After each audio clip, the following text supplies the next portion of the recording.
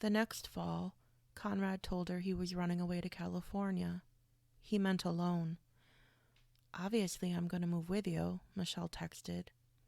"That's like 583,829 miles away from here.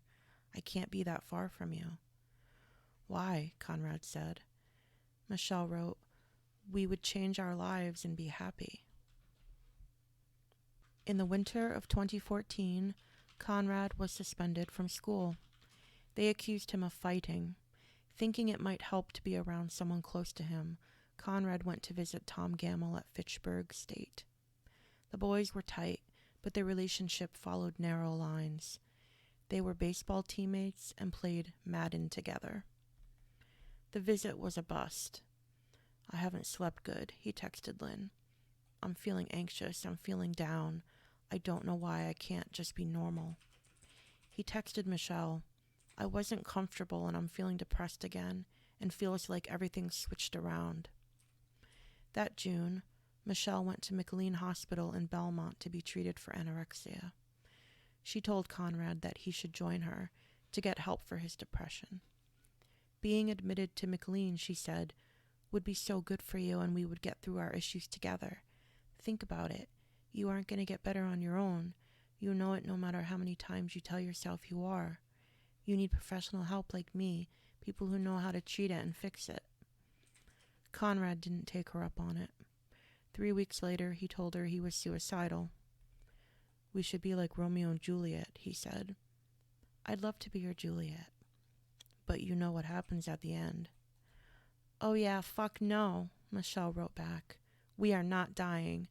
That's not funny. I thought you were trying to be romantic." "I know I tricked you," Conrad said. On June 29th, Michelle began to conspire with him. "What about hanging yourself or stabbing yourself?" she said. The next day, she asked, "Why don't you just drink bleach?" Conrad eagerly participated.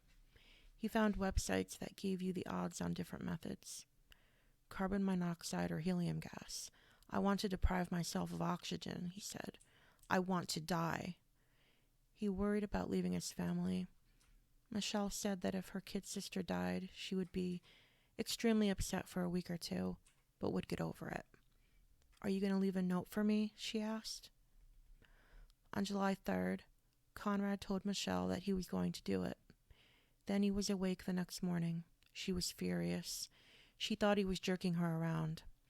"You keep pushing it off." She gave him other ideas. A gunshot to the head had a 99% chance of working.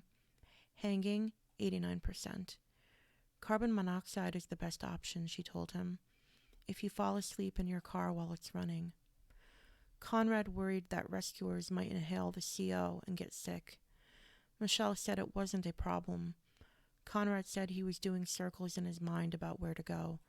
What if someone found him before he died?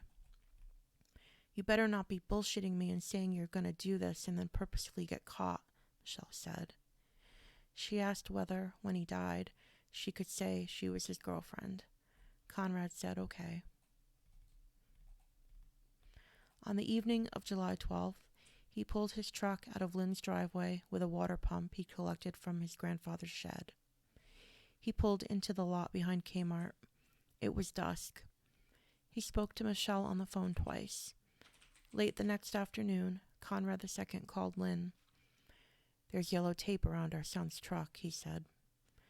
No recordings of either call between Michelle and Conrad existed, but the detective located an account of them in Michelle's own words. 2 months after Conrad's death, she sent her friend Samantha Boardman what looked like a confession. "I could have stopped him," the text read.